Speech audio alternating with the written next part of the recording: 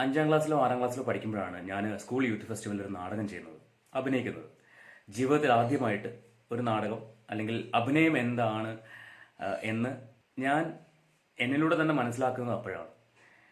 അതിനുശേഷം പിന്നെ അഭിനയിക്കുന്നത് വർഷങ്ങൾക്ക് ശേഷമാണ് സീരിയൽ. ഞാൻ പറഞ്ഞു വന്നത്, ആ നാടകം ഞങ്ങൾ സ്റ്റേജിൽ അവതരിപ്പിക്കാൻ ഏകദേശം 3 ആഴ്ചയോളമുള്ള റിഹേഴ്സൽ വേണ്ടി വന്നു. ഡയലോഗ് പഠിക്കാനാണെങ്കിലും അത് പ്രസന്റ് ചെയ്യാനാണെങ്കിലും ഒക്കെ ഒരുപാട് കഷ്ടപ്പാടുണ്ടായിരുന്നു.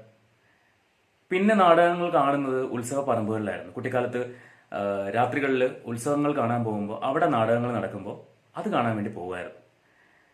ഇപ്പം ഞാനിത് എന്തുകൊണ്ടാണ് നിങ്ങളോട് പറയുന്നത് എന്നായിരിക്കും നിങ്ങൾ ചിന്തിക്കുന്നത്. എല്ലാം തമാശകളായപ്പോൾ ആർക്ക് വേദനിക്കും, അല്ലെങ്കിൽ ആരുടെയൊക്കെ ജീവിതങ്ങളെ ആണ് പരിഹസിക്കുന്നത് എന്ന് നമ്മൾ കണ്ടുകൊണ്ടിരിക്കുകയാണ്. നാടകത്തിൽ അഭിനയിക്കുന്ന ഒരുപാട് സുഹൃത്തുക്കളുണ്ട്. അപ്പം അതിൽ ഒരാൾ ഒരു വീഡിയോ എനിക്ക് അയച്ചു തന്നു. അത് കണ്ടപ്പോൾ ശരിക്കും സങ്കടം തോന്നി. കാരണം ഇപ്പോൾ പണ്ടൊക്കെ മിമിക്രി എന്ന് പറയുന്നത് അനുകരണം മാത്രമായിരുന്നു. കാലം കഴിഞ്ഞപ്പോൾ അത് സ്കിറ്റുകളായിട്ട് മാറി. മിമിക്രി കലാകാരന്മാർ അല്ലെങ്കിൽ കോമഡി താരങ്ങൾ അവർ സ്കിറ്റുകൾ അവതരിപ്പിച്ചു തുടങ്ങി. ഈ സ്കിറ്റുകളിലൂടെ പലരെയും ആക്ഷേപിക്കുകയാണ്, അല്ലെങ്കിൽ ആക്ഷേപഹാസ്യം എന്ന പേരിൽ അവതരിപ്പിച്ചു തുടങ്ങി. കുറച്ച് ദിവസങ്ങൾക്ക് മുൻപ് നമ്മുടെ തങ്കച്ചൻ വിതുര എന്ന് പറയുന്ന കോമഡി ആർട്ടിസ്റ്റ് ഹണി റോസ് എന്ന് പറയുന്ന സിനിമാ നടിയെ കളിയാക്കിക്കൊണ്ട് ചാനലിൽ പ്രോഗ്രാം ചെയ്തു. അപ്പോൾ ഇവിടെ മഴവിൽ മനോരമയിൽ ഒരു ചിരി ഇരുചിരി ബമ്പർ ചിരി എന്ന് പറയുന്ന ഒരു പ്രോഗ്രാം, ആ പ്രോഗ്രാമിന്റെ ഒരു വീഡിയോ ആണ് എനിക്ക് അയച്ചു തന്നത്. അതിനകത്ത് നാടക നടീ നടന്മാരെ ആക്ഷേപിച്ചുകൊണ്ട് അല്ലെങ്കിൽ കളിയാക്കിക്കൊണ്ട്, ഒരു പക്ഷേ അവർ ആ ഒരു പ്രോഗ്രാമിന്റെ ഗ്രൂമേഴ്സ് ഇതൊന്നും ചിന്തിച്ചിട്ടായിരിക്കില്ല ആ ഒരു സ്ക്രിപ്റ്റ് തയ്യാറാക്കിയത്. അത് അവതരിപ്പിച്ച വ്യക്തികളും ഇത് മനസ്സിൽ ചിന്തിച്ചിട്ടുണ്ടാവില്ല. അവിടെ വിധികർത്താക്കളായിട്ടിരുന്നത് വളരെ പ്രമുഖരായിട്ടുള്ള ആളുകളാണ്. നമ്മുടെ മഞ്ജു പിള്ള, മഞ്ജു ചേച്ചിയും അങ്ങനെയുള്ള ആളുകളാണ്. ഇവരെല്ലാം വളരെയധികം അത് എൻജോയ് ചെയ്യുന്നുണ്ട്. ഇതൊന്നും പ്രശ്നമല്ല. പക്ഷേ അവരെടുത്ത കണ്ടന്റ്, ആ കണ്ടന്റ് എന്ന് പറയുന്നത് കുറച്ച് നാടകക്കാരുടെയെങ്കിലും മനസ്സിനെ ഒരുപാട് വിഷമിപ്പിച്ച ഒരു കണ്ടന്റ് ആയിപ്പോയി. ഞാൻ ഫേസ്ബുക്കിൽ തന്നെ കുറേ പേരുടെ റൈറ്റപ്പ് കണ്ടു ആ ഒരു പ്രോഗ്രാമിനെ വിമർശിച്ചുകൊണ്ട്. അക്കൂട്ടത്തിലാണ് എൻ്റെ ഒരു സുഹൃത്ത്, ഒരു ചേച്ചി, ഈ ഒരു വീഡിയോ എനിക്ക് അയച്ചു തരുന്നത്. ഞാൻ ആ വീഡിയോ ഒന്ന് ഇവിടെ വെക്കുകയാണ്, ഒന്ന് കണ്ടു നോക്കൂ, എന്നിട്ട് നമുക്ക് സംസാരിക്കാം. അച്ഛന് 3 നാടക നടിമാരെ കാണാൻ ഭയങ്കര ആഗ്രഹമായിരുന്നു.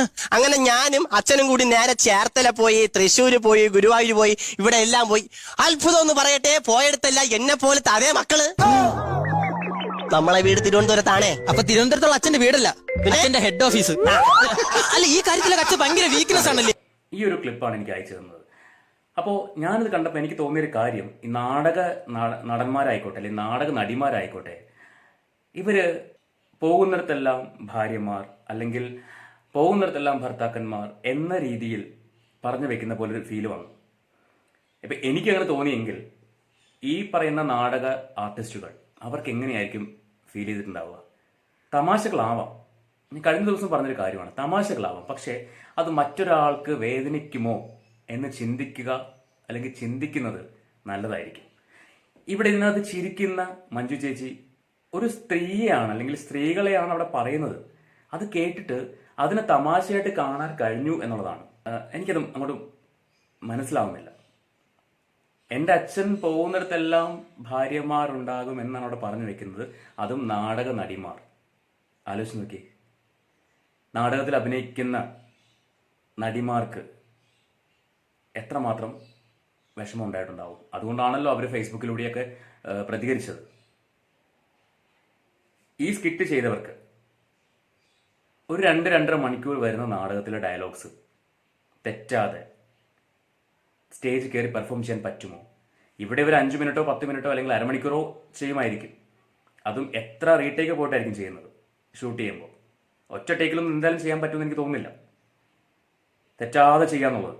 പക്ഷേ ലൈവായിട്ട് ഉത്സവങ്ങളിൽ നാടകം കാണുമ്പോൾ നമുക്കറിയാം അവരെത്ര 1, 2, 3, 4 ചിലപ്പോൾ 6 മാസത്തേക്ക് റിഹേഴ്സലിന് ശേഷമായിരിക്കും ഒരു നാടകം സ്റ്റേജിൽ പെർഫോം ചെയ്യുന്നത്.